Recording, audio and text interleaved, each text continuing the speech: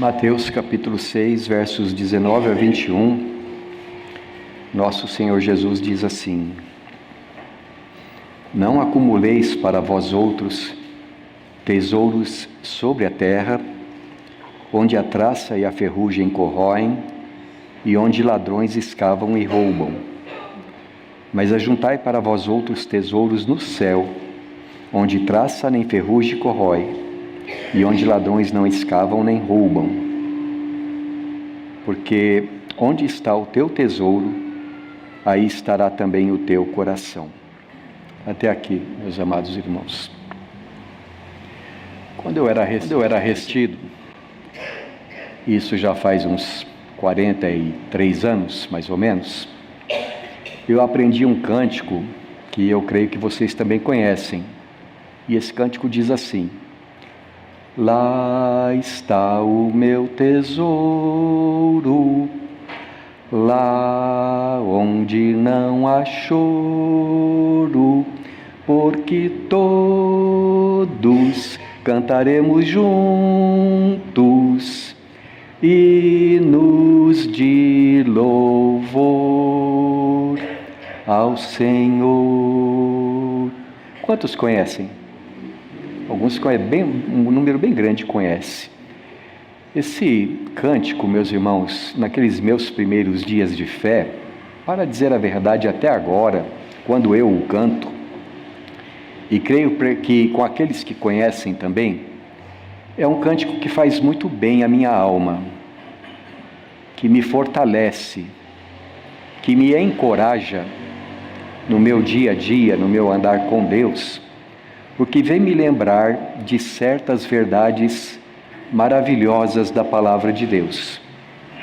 Verdades a respeito das quais nós lemos na Bíblia inteira e especialmente nós vemos nos ensinos do nosso Senhor e Salvador Jesus Cristo. Vemos inclusive aqui no Sermão do Monte, estes capítulos 5, 6 e 7 do Evangelho de Mateus, onde Jesus ele nos diz o que Ele espera de nós como discípulos seus, aquilo que é a vontade de Deus para a nossa vida, nossa maneira de crer, nossa maneira de viver, nossa maneira de servir a Deus, e na qual também Ele fala não somente a respeito da nossa vida neste mundo, mas Ele também fala sobre a eternidade. E Ele diz que nós não fomos criados apenas para viver aqui nesta terra, mas que o nosso destino é o céu, que após o nosso tempo aqui neste mundo presente, nós teremos a alegria de desfrutar eternamente da presença de Deus. Ensinamentos aqui que Jesus nos fala sobre o amor de Deus por nós, da justiça de Deus revelada na sua lei, na sua vontade, que fala também do nosso pecado, mas que, apesar de sermos tão pecadores, somos tão amados. Após a nossa meditação de hoje, meus irmãos, nós vamos celebrar o amor que Deus tem por nós através da Santa Ceia. E eu creio que nós podemos resumir a nossa vida de comunhão com Deus, que é exemplificada através da Santa Ceia, com aquilo que o apóstolo João escreveu noutro lugar a nosso respeito. Quando João, falando a respeito do nosso andar com Deus, ele diz assim: nós o amamos, e explica por quê. Nós o amamos porque ele nos amou primeiro. E para que nós então estejamos nos fortalecendo em nossos corações, no nosso amor para com Deus, eu gostaria de, com base nesse texto que nós lemos agora, falar a respeito de 3 palavras que são usadas aqui por Jesus e que são manifestações autênticas do amor que Deus tem por nós. Aqui nesse texto que nós acabamos de ler, o Senhor Jesus está nos orientando, nos aconselhando, nos ordenando, nos exortando, e mais do que isto, nós podemos dizer que Jesus está alegrando o nosso coração com as palavras que Ele fala. Quando Ele diz assim: não acumuleis para vós outros tesouros sobre a terra, porque aqui na terra a traça e o ferrugem corroem. Mas acumulem para vocês tesouros no céu, porque onde estiver o tesouro de vocês, aí estará o coração de vocês. Eu quero destacar 3 palavras que Jesus usa aqui e que são revelações do amor de Deus para nós. A primeira palavra que eu quero destacar é a palavra terra. Depois, eu quero meditar com vocês a respeito da palavra céu. E por último, eu quero meditar com vocês a respeito da palavra coração. Por que eu digo que essas 3 palavras, elas revelam o amor de Deus por nós? Primeiramente, porque aqui nós ouvimos o Senhor se dirigindo a nós como seus discípulos, dizendo que nós somos cidadãos de 2 mundos, que nós estamos na terra, mas que o nosso destino é o céu. E também ele diz como é que nós devemos proceder enquanto estamos na terra, para estarmos preparados quando chegarmos no céu. Então, na sua mensagem como um todo aqui no Sermão do Monte, o Senhor Jesus vai destacar estas 3 palavras que eu gostaria de destacar também. Primeiramente, eu gostaria de considerar com vocês, então, a palavra terra. A nossa vida na terra, nós podemos ver no ensino do Senhor Jesus, é uma grande manifestação do amor de Deus para conosco.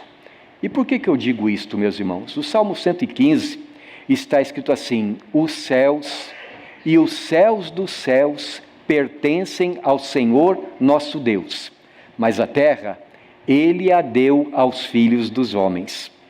No ensino de Jesus, aqui no Sermão do Monte, no ensino como um todo, ele mostra para nós que a terra, este lugar onde nós estamos vivendo agora, não é assim, em si mesmo, assim, um lugar inerentemente mau. Ao contrário, a terra é um lugar muito bom.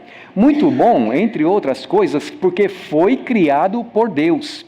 E você se lembra lá em Gênesis capítulos 1 e 2, e viu Deus tudo quanto fizera, e eis que era tudo muito bom.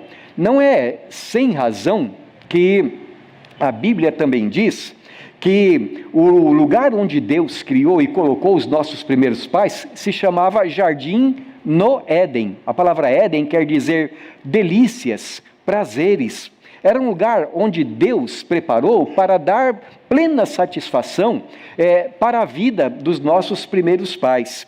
E aqui no texto do Sermão do Monte, Jesus diversas vezes ele se refere à vida tal como nós a temos na terra. Eu gostaria de citar para vocês alguns momentos aqui, em que Jesus ilustra a bênção de Deus sobre o mundo no qual nós estamos vivendo. Eu peço que você, por favor, leia comigo agora, aí no capítulo 5, o versículo de número 45. Jesus diz assim, em Mateus capítulo 5, versículo 45, para que vos torneis filhos do vosso Pai Celeste, e explica, porque Ele faz nascer o seu sol sobre maus e bons, e vir chuvas sobre justos e injustos. E agora, por favor, também, irmão, vá para o capítulo 6, versículo 26 até o versículo 29. Nós vamos ler também. Jesus diz assim, observai as aves do céu, não semeiam, não colhem, nem ajuntam em celeiros, contudo vosso Pai Celeste a sustenta. Porventura não valeis vós muito mais do que as aves? Qual de vós, por ansioso que esteja, pode acrescentar um côvado ao curso da sua vida? E por que andais ansiosos quanto ao vestuário? Considerai como crescem os lírios do campo, eles não trabalham nem fiam. Eu, contudo, vos afirmo que nem Salomão, em toda a sua glória, se vestiu como qualquer deles. Nesses 2 textos que nós acabamos de ler agora, o Senhor Jesus Cristo está nos ensinando, primeiramente a respeito da imitação do nosso Pai Celestial, que nós devemos, como filhos de Deus neste mundo, procurar, na nossa maneira toda de viver, imitar a Ele, no seu amor, nas suas perfeições. E depois, no segundo texto, ele diz para nós descansarmos nele, para não andarmos ansiosos quanto à nossa vida, porque o nosso Pai Celestial tem cuidado de nós. Mas o que eu quero destacar, meus irmãos, aqui, é que os pensamentos que Jesus nos revela, aliás, que toda a Bíblia nos revela, mas especialmente aqui nas palavras de Jesus, que mostram que a terra é um lugar muito bom, porque tudo o que acontece na terra está sob a direção, a supervisão e a atenção, a mais completa atenção do nosso Pai Celestial. Jesus mostra aqui que a terra é governada por Deus, que a terra é sustentada, que a terra é mantida por Deus e está cheia da presença dEle. Por exemplo, o Senhor Deus nos diz aqui que Ele faz nascer o seu sol sobre maus e bons, sobre justos e injustos. E onde é que nasce o sol no planeta Terra, meus irmãos? Em todos os lugares do mundo. Onde é que existe chuva no planeta Terra? Em todos os lugares do mundo. Jesus está dizendo para nós, entre outras coisas, que onde quer que nós estivermos, o nosso Pai Celestial está conosco. Porque, por exemplo, quando Ele está ensinando a respeito de oração, Ele diz assim: entre no teu quarto, feche a tua porta, e o teu Pai que vê em secreto te recompensará. Ali Ele escutará a tua oração. Então, se você está sozinho lá no seu quarto, lá o Pai Celestial está com você também. Mas se a exemplo de Elias, você se isolar das pessoas todas e andar por um deserto, entrar numa caverna porque você quer se esconder de todo mundo, lá o Pai Celestial estará também. Ou como disse Davi no Salmo 139, se você tomar as asas do alvorecer e se deter no confim dos mares, se você subir ao céu ou descer no mais profundo abismo, até ali haverá de guiar a mão do Senhor a sua vida. Se você tiver sido engolido por um peixe e estiver no fundo do oceano, lá o Senhor está também. Porque Deus, Ele presta atenção, Ele está em todos os lugares do mundo e Ele está fazendo a sua bênção acontecer em todos os lugares da terra. Lembra aquele cântico que dizia mais ou menos assim: nos galhos secos de uma árvore qualquer, onde ninguém jamais pudesse imaginar, o Criador vê uma flor a brotar. Então, por exemplo, pense lá na floresta amazônica, onde não tem ninguém vendo, onde ser humano nenhum coloca o pé, e estão ali nascendo plantas e animais muito bonitos, e nenhum ser humano está, mas o Senhor Deus está ali, cuidando, porque como diz o Salmo de número 104, e também o Salmo de número 37, os leõezinhos passam fome e esperam que Deus, a seu tempo, lhes dê o alimento. A terra, portanto, meus irmãos, é um lugar muito bom. É um lugar onde Deus manifesta a sua glória, onde Deus, como diz o apóstolo Paulo, nos concede toda a sorte de bênçãos para o nosso aprazimento, para a nossa alegria. Onde o apóstolo Paulo diz que tudo que nós recebermos da parte de Deus, nós devemos receber com ações de graças, porque Deus tudo tem providenciado para nós. E Deus não cuida somente dos seres humanos, porque Jesus diz assim: olhem para as aves do céu, e Ele diz assim: eles não semeiam, eles não colhem, eles não ajuntam em celeiros, contudo o vosso Pai Celeste as sustenta. E Jesus acrescenta: olhem para as flores do campo, olhem para os lírios, e eu digo para vocês que em toda a sua glória, Salomão nunca se vestiu de uma maneira tão bonita como Deus veste as flores do campo. Você percebe? Em todas as coisas está a boa mão de Deus, manifestando a sua bondade, a sua sabedoria, a sua glória. Tudo à nossa volta manifesta essa grandeza do nosso Pai Celestial. E eu volto a dizer, como diz o Salmo 115, para que Deus preparou tudo isso?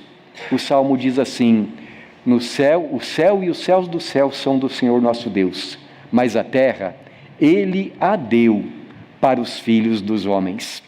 Deus manifesta o seu amor para conosco pelo fato de, antes mesmo dele ter criado, Ele preparou o lugar para nós vivermos. Ele preparou o mundo no qual nós podemos viver em comunhão com Ele.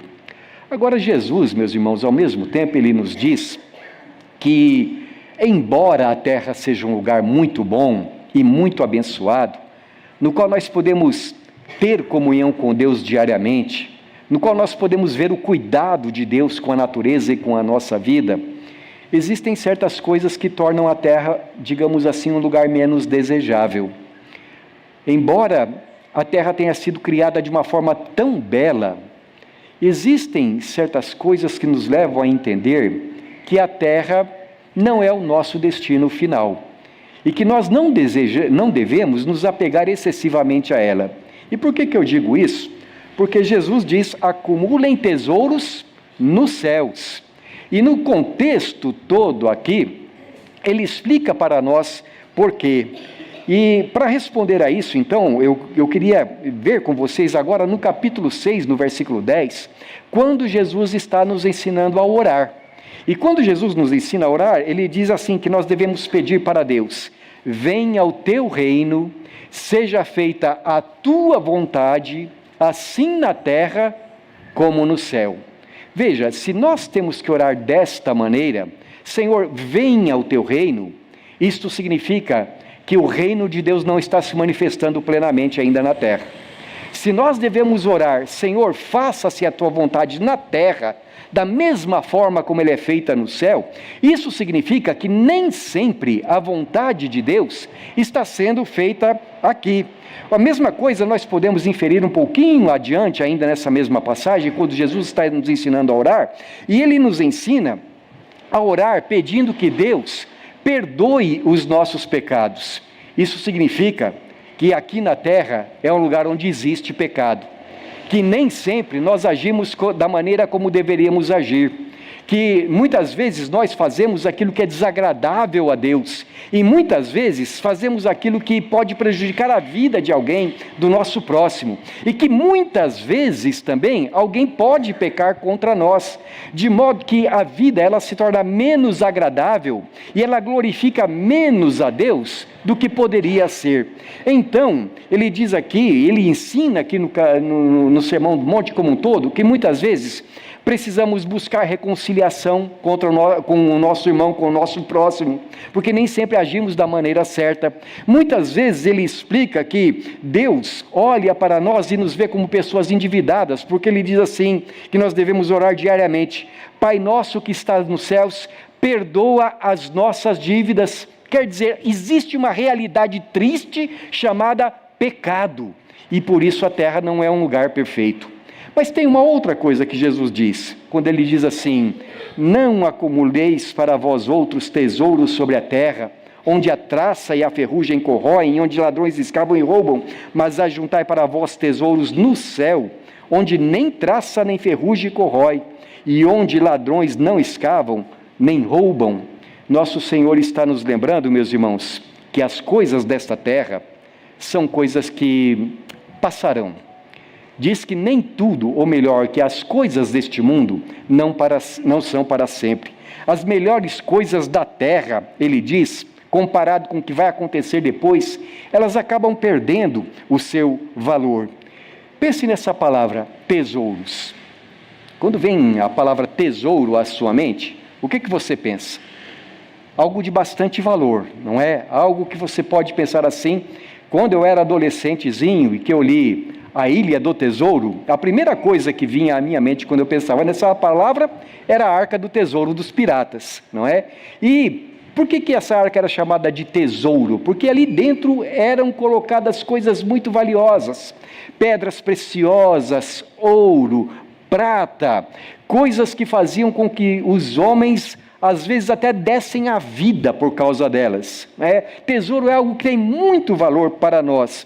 Agora, o Senhor Jesus diz aqui que um homem, ele pode ter muitos tesouros neste mundo, mas a traça e a ferrugem vão corroer. O ladrão pode roubar.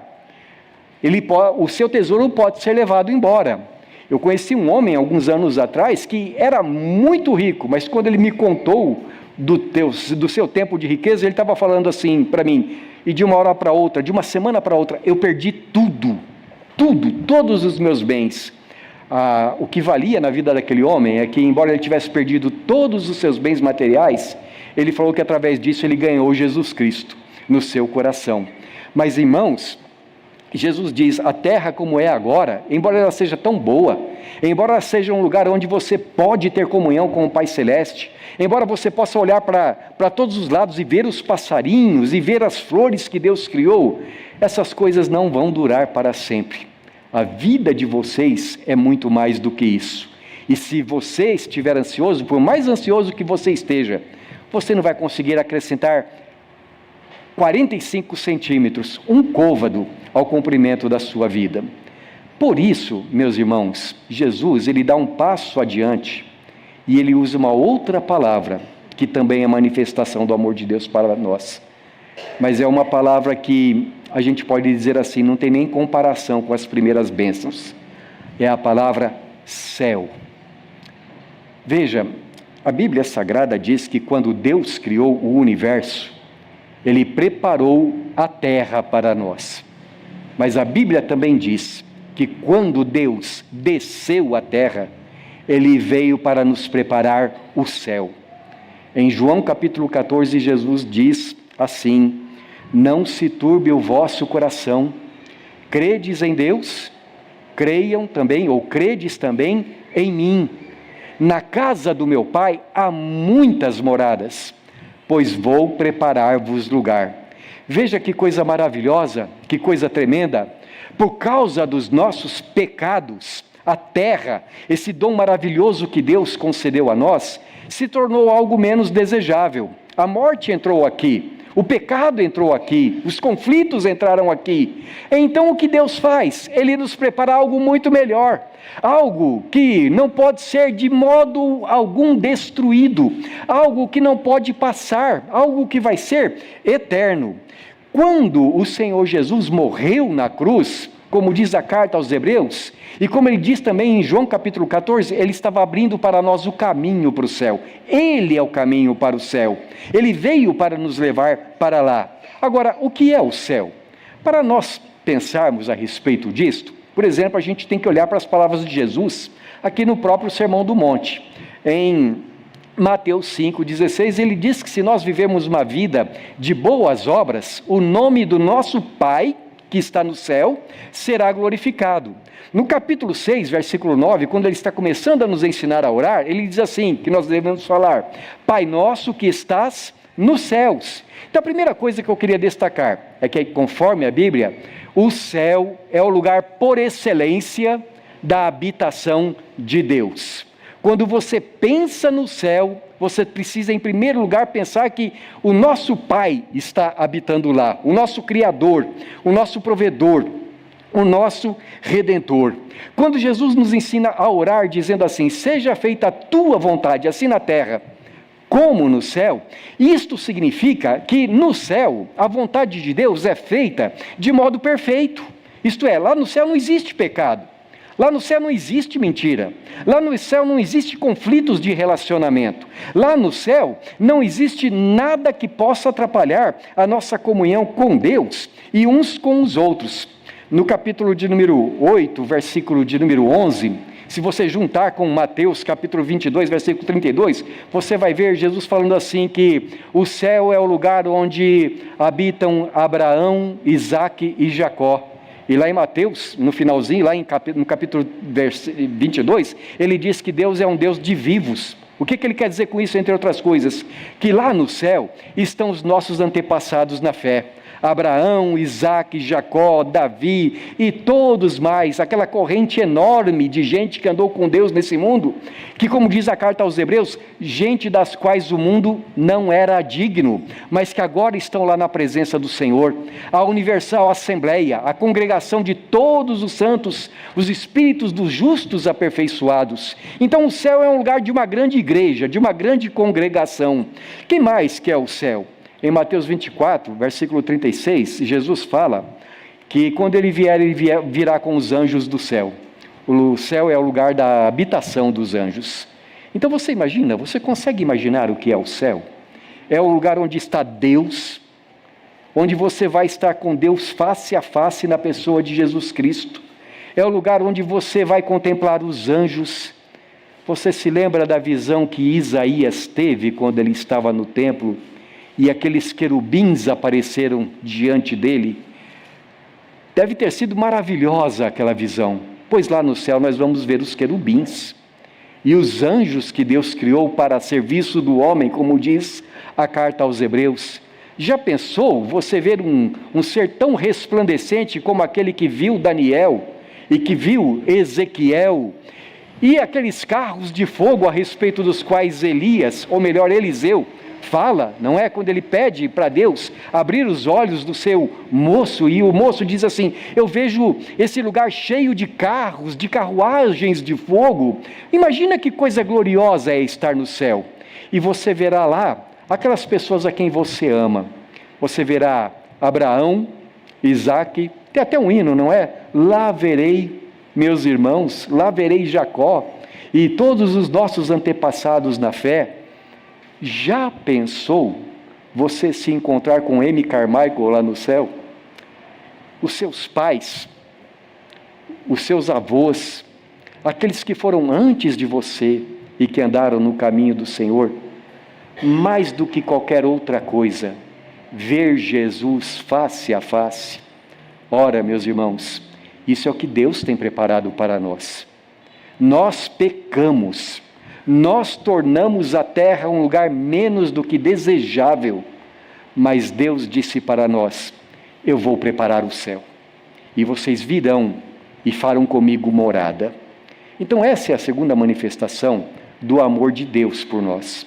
Primeiro, Ele nos dá essa terra, com tudo de bom que ela tem, e Ele diz, para a gente viver e viver com alegria. Segundo, Ele diz que está preparando para nós o céu.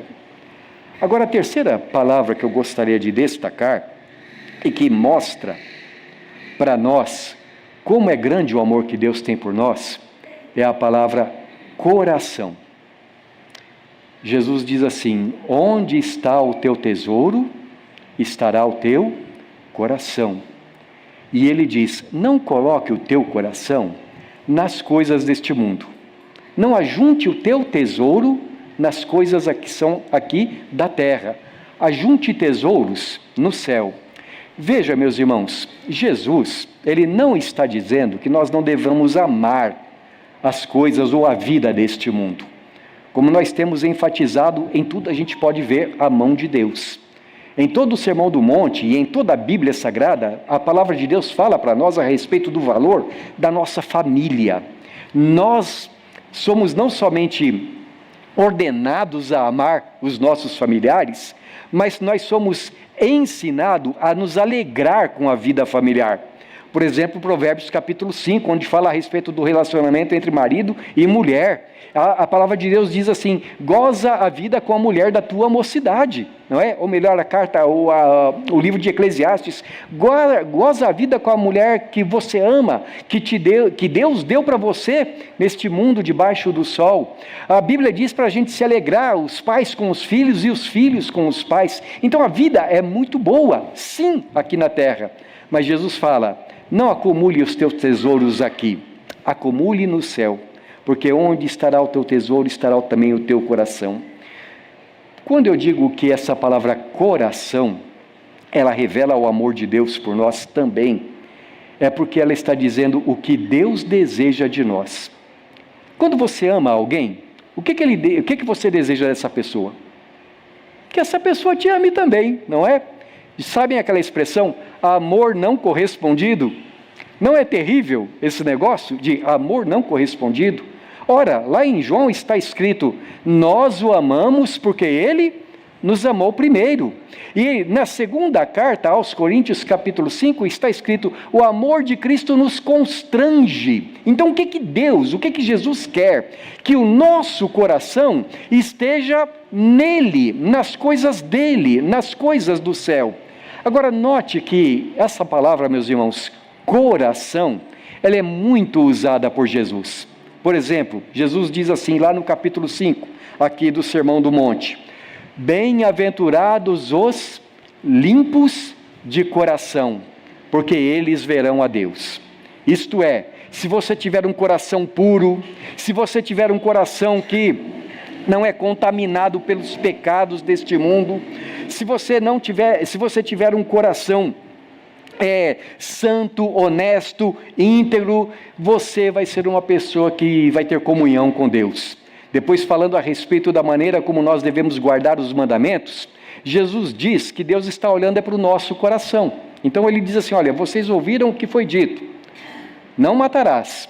Eu, porém, vos digo que qualquer que no seu coração se irar contra seu irmão, já está matando, já é um assassino. Ou está escrito, não adulterarás, pois eu vos digo que qualquer aquele que olhar para uma mulher com intenção impura, já está adulterando. Jesus está falando do coração, que Deus está olhando para o nosso coração. E o nosso coração, para chegar lá no céu, para nós vermos a Deus, ele precisa ser limpo. E aí, então, de repente, nós nos deparamos com um grande problema, não é? Porque nós não somos assim por natureza. Por natureza, nós somos egoístas, egocêntricos. Por natureza, o nosso coração não é puro. Basta ver pelas coisas que nós muitas vezes falamos, porque muitas vezes falamos aquilo que desagrada a Deus, e a boca fala daquilo que está cheio, o coração.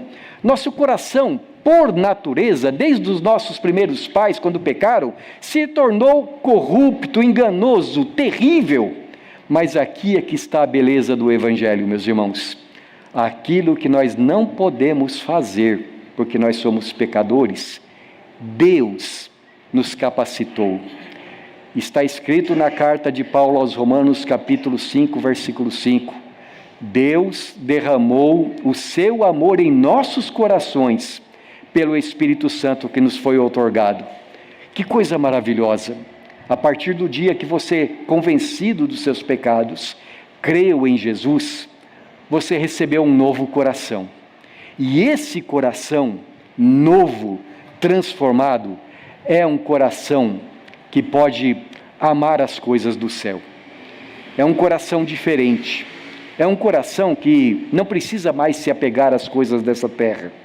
É um coração que pode se voltar para aquilo que Deus deseja. O que é colocar o coração no céu? Eu acho que 3 palavras, vou falar rapidamente, elas podem definir para nós o que significa ter o nosso coração lá. Primeiro, amar as coisas do céu. Amar a santidade que existe no céu. Amar a Jesus que mora no céu.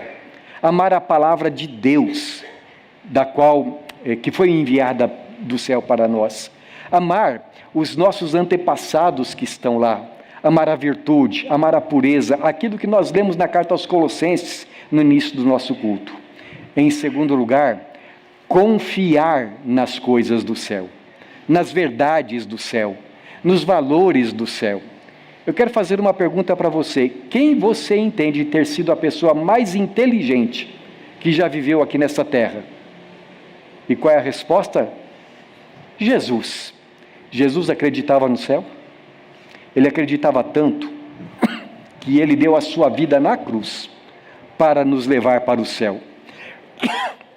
Ele acreditava tanto que foi capaz de abrir mão de tudo para a nossa salvação.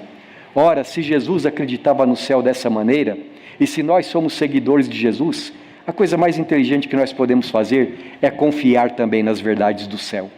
E a terceira coisa, ter a nossa esperança no céu, nas realidades eternas, nas realidades celestiais. Ajunte tesouro no céu, diz o Senhor Jesus, porque onde você estiver ajuntando o seu tesouro, ali também estará o seu coração. E é lá que Deus quer o teu coração.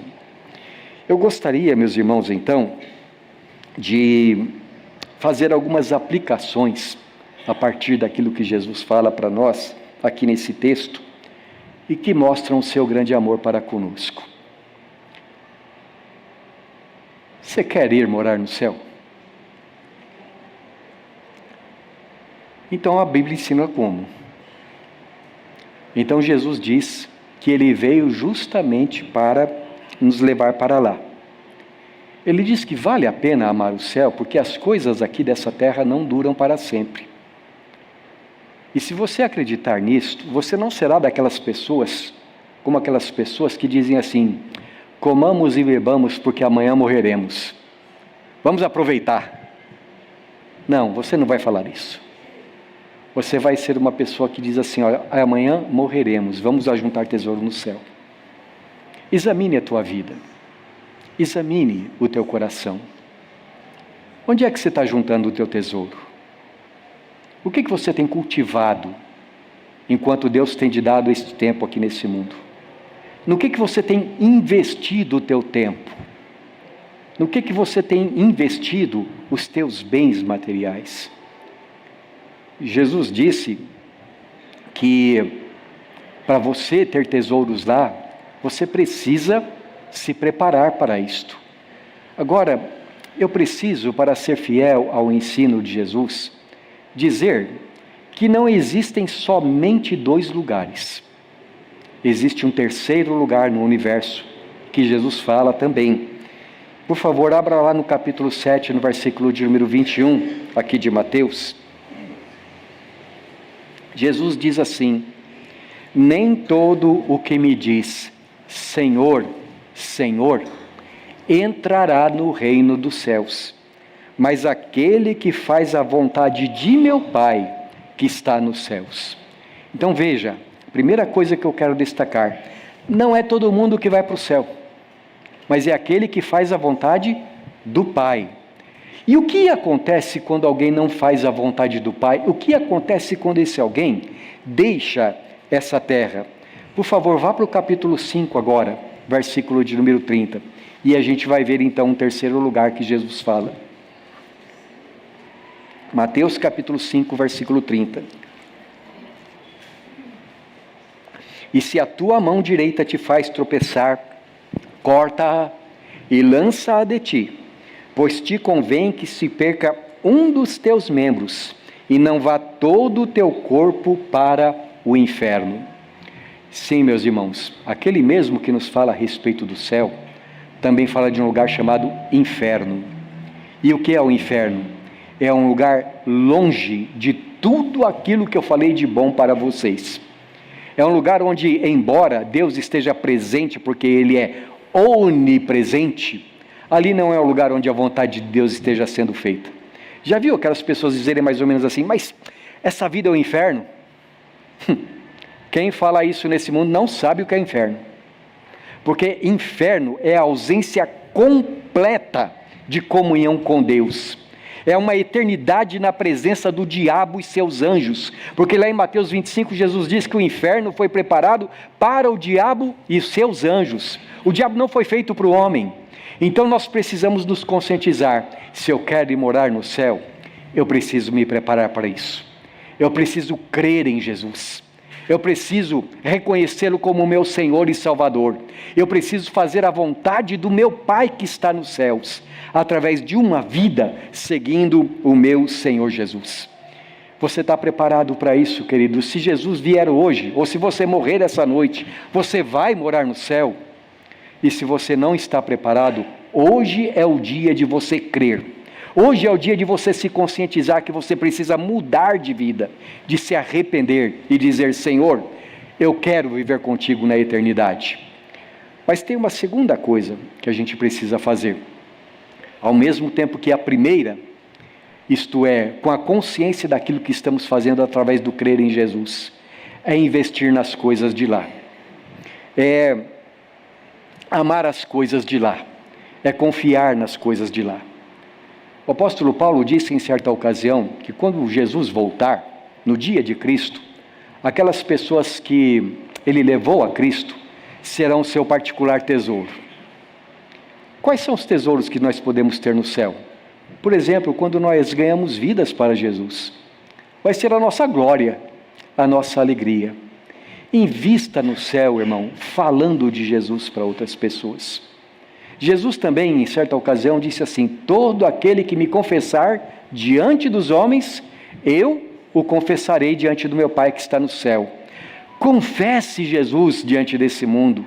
Dê testemunho de Jesus aonde quer que você estiver. Você com isso está investindo no céu. Ore, porque o Apocalipse diz que diante do trono de Deus existe assim uma salva cheia de incenso, que são as orações dos santos. Cada vez que um crente ora, a linguagem do Apocalipse é como um perfume suave que está subindo diante do trono de Deus e que está trazendo honra para o nome de Deus. Ou como diz no outro lugar, a oração dos retos é o seu contentamento. Você quer juntar tesouro no céu? Jesus diz assim: olha, se você ver alguém com fome, se você der um copo de água fria para alguém em meu nome, é para mim que você está fazendo. Você está juntando tesouro no céu.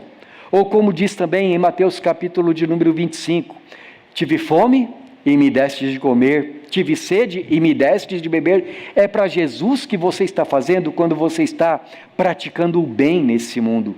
Ajunte tesouros no céu, através de uma vida de oração, através de uma vida de testemunho, de obediência ao Senhor, de amor para com o teu próximo. E onde você ajuntar os teus tesouros, aí estará o teu coração. Invista a tua vida na eternidade, não nas coisas que são daqui. Eleve a tua alma acima das coisas deste mundo. Eu gostaria